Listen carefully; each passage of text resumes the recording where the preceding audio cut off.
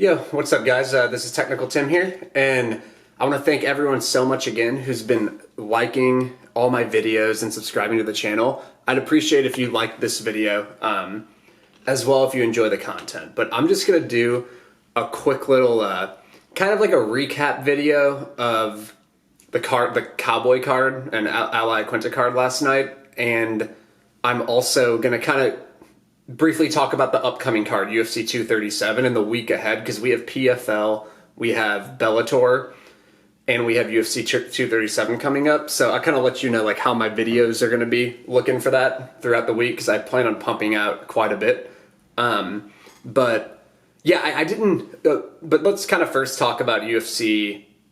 The UFC last night with Aya Quinta and Cerrone. As you guys know, I sent out all my previews on that last week, and I kind of had to rush in on the third video and kind of give you the rest of my picks. But because it was my birthday, so I had to hang out with family, so I was kind of watching it on my phone at Wrigley Field at the Cubs game, and they beat the Cardinals. So that kind of sucks. I'm a Cardinal fan. So I was kind of like watching back and forth, but I ended up rewatching all the fights, and I kind of just want to go through and talk about some of them, and then kind of look ahead and just just for some continuity from the videos last week going into the videos next week. But overall, I did well. I didn't risk too many units. I risked like 6 or 7, and I think I won about 5 or something. I think I risked like 6, won 5. Untracked, I think I did around that as well. But so if you bought my picks, like, good, we cashed out. And like I had said, guys, like last month I lost 9 units on the month, but I had told you, like, you're gonna have bumps in the road. But the important thing is for this, you have like an X and Y or an X and Y axis here. If you're going up, it needs to look like that. There's going to be ups and downs, but one forward progression of going up with your unit size as time goes by. And that's kind of what we're going to do. Like, we're going to have bumps in the road. You're not going to get every pick right. And I'm kind of glad that I started doing these videos in my first losing month, so I could kind of like explain this phenomenon. And then eventually when I did start winning, which is inevitable in the long term, that I could explain this phenomenon because it's really important. But also, I could have lost again last night. Just because I won one card doesn't... You can't predict that you're going to just win one card. You can just predict in the long term that you're going to win. You're not going to always know what cards those are going to be. But just, this is a lesson for... I didn't even seem too upset kind of during my few events where I kind of lost a couple units. But I also don't seem too... I don't try to be too happy either when I do well. So like I won last night, but it's whatever. Like, it's on to the next one. You just have to not be too high on the highs and not be too low on the lows, because they're both going to happen. And you just have to fucking be smart about it and continue to make well-reasoned picks, and then you're going to win in the long term.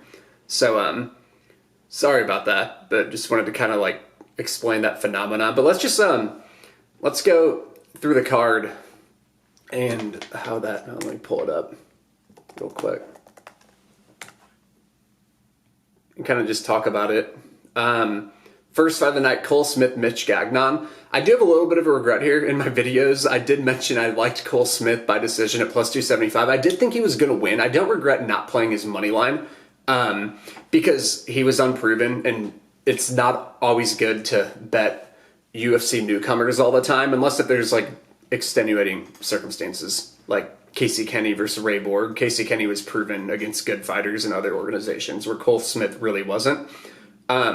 I do miss, but like risking 1 unit to win 3 back at decision, like I wouldn't have, I probably should have played it, but the line did get hit, so I kind of just missed the line. But yeah, I kind of do miss that. But Gagnon looked, I didn't want to bet Gagnon either, because sometimes I really like playing the UFC veterans in this situation, but Gagnon's too wrestling prone, and wrestling is something you can kind of measure even against bad competition. Not always, but I tended to think the few rounds I've seen of Cole Smith's wrestling is that he could probably get it going against Gagnon. So I'm happy with the stay away overall from a money line point of view. Maybe could have hit Smith by decision, but it's really easy to say in hindsight. So I might be recency bias big time here. So it was probably just an overall good stay away. The next fight, Arjan Bowler and, hold on one second, and Juan Adams. I'm really happy with the stay away. I did an in-depth preview on this one, if you guys don't remember, and I really thought that it was a super fucking close fight that I thought Adams would probably win. But with the Canadian judges and Adams' susceptibility to kind of gas a little bit, the fight pretty much played out how I thought it would be. I thought Adams should have got the nod, but we're in fucking Canada, so it's a great layoff, and then you did.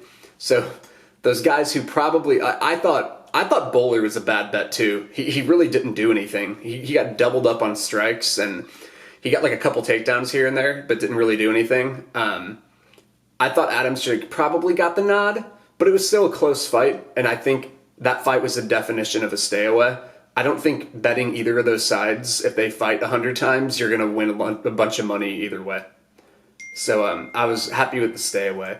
Overall in this card, I was actually more happy with my stayaways than the bets I won. Even though I won all my bets, I was really happy with my stayaways because it was like, they kind of went how I expected, and it was kind of a thing where it didn't seem like there was a ton of value on the guys I was kind of leaning, and I kind of knew for those reasons to kind of stay away.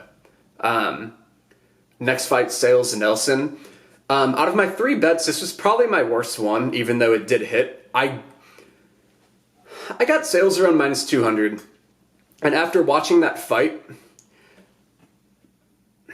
it's because you have to be super objective whenever you like on your bets to kind of know if you're getting lucky or not. And like Merab and Walt Harris, I think were just really good bets, and I'll talk about those later, and I think those are going to hit most of the time when they fight those guys. But Sales, I think like he should definitely be favored, no doubt. It's just like how much. And what I see is like the fight played out how I expected. Like I expected him to dominate on the feet and kind of just have more activity. And he was a way better striker. I also did expect if he got on top of Nelson, he could do work, which he did. And I also, if you guys watch that video, the reason why I specifically didn't go too, I said to not go too heavy on Sales is because Nelson can get that ground game going and slip in a body triangle. And that was really like the only thing that Nelson did that allowed him to get anything going, because he got almost nearly finished in round 1 and then got finished in round 3. So it was like 2 like 10-8 rounds. And then in the second round that Nelson won, it wasn't like he was like systematically breaking down Sales. He just caught him by getting hooks in. And I knew that was a threat. And the thing about getting hooks in a body triangle is it can swing an entire fight. So even though it's one moment, it can really fuck shit up for you. But Sales defended most of the takedowns and any other attempt Nelson had to try to like create a scramble to get a back take. He defended almost all of them. So it's like, even though it looked bad and he almost got choked out in round 2, I still think he should probably win that fight about 7 out of 10. Like I would pick him to win about 70%. And so I got him at like 66% implied odds. So it was like maybe value, but maybe not, to be fair. So it was kind of just like a whatever one. You're not going to like win a ton of money betting on either side, and I don't think you're going to lose a ton of money betting on either side. It's kind of just like a whatever. Probably not the best pick, but I didn't go too heavy on it, so the unit allocation was fine because I did understand the risk, and a risk did play out here. But overall, I think it was fine. It was a fine bet. Even if it would have missed and he would have got choked out, I would have thought the same thing. Like, just because he won doesn't make me think anything different about it. So like I said, you can't be too high on your winning, because even though I won here, you got to be objective about it. Taleb, Prepelec, yeah, I thought Taleb was going to win, and he was favored rightfully, and he kind of just won a semi-uneventful decision. Don't have much to say about that. Morales, Zahabi, good little fight. Zahabi was successful early, and then Morales really turned it on with his boxing. I had told you, I kind of like thought it was going to be a pretty close fight. And the reason why I would favor Zahabi is because of the scorecards, because I just really couldn't tell on tape who was going to win that fight. I'll be completely honest. So I'm fine with the stay away. Even though an underdog won and you feel like it might be a missed opportunity, it was still competitive. And Zahabi had the hometown advantage, so I'm fine with the stay away. In hindsight, obviously you'd want to bet Morales, but going with the information I had at the time, I'm totally fine with the stay away. Chiasson Moraes, like I said, the only bet I did a preview for that fight too, Chiasson and Moraes, and I kind of just thought whatever. Chiasson, I'm not betting a -700 favorite or whatever the fuck she was. I did think about playing her ITD at -160, but it was just it was women's MMA. It's just like, it wouldn't be that all that shocking if a women's MMA fight went to the cards. So I kind of just figured, fuck it, let's not play it. Let's not fuck around here. So yeah, Chiasson's pretty decent. Like I said, she's very physical. I think her physicality is what kind of drives her apart.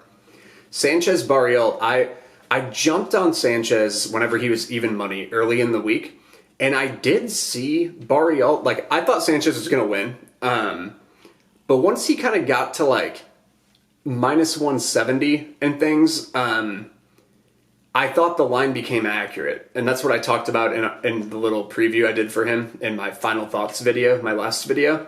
I thought the line was pretty accurate, and I think the line is probably about accurate. I think he should be a little bit of a favorite, but I was afraid of Barriel getting close quarter strikes going, and that's kind of what happened in round 2. So there was like Sanchez, I think there probably wasn't much value on him at -170, and I think it was good for me. I think I got him around like -115. I arbed out and got a little bit of a profit, and I thought it was just a good move. I'm glad I arbed out of that, and I'm glad I didn't tell anyone to bet him at -170 because I don't think there was much value on him. I think the line was probably accurate.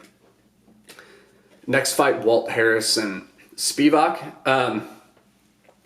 Like I said, I advised everyone to bet Harris. I bet him. I risked a moderate amount too, like a decent amount too, like 3 units total.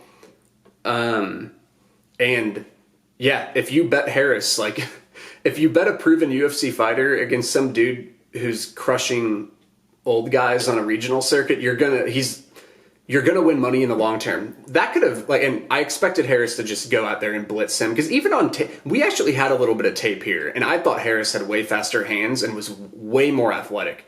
And at heavyweight, athleticism is a big deal. And so but even if I didn't have tape, I would have still bet Harris here. It's just you have to be skeptical of newcomers. They lose 35%, or they lose 65 to 70% of the time. So you have to fucking be very skeptical of them. And I think Harris, like I had said in that video, I thought he could have been, if he would have been -350, and it could have even been more here, in hindsight though. But if he would have been -350 pre-fight, I wouldn't have argued with it. So you got to take advantage of fights like this. But the thing is, if Harris would have lost, and Spivak randomly, by chance, although lower percentage, like a 20 to 30% chance that he ended up being good, and if he would have beat Harris, I would have had idiots in the comments kind of like making fun of my pick. But the thing is, I would have stood by the pick, and I will continue to play a Harris side in this situation throughout the year.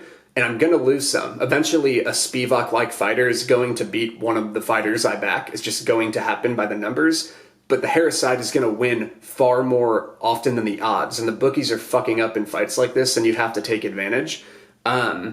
So, yeah, and what I like about this fight is you don't really have to tape all that much. You don't have to waste energy. You just use numbers. It's like math is giving you money. Take it from the fucking bookies. So, that was my strategy here. I did see some stuff in tape that I thought he was just going to be a lot faster and more athletic.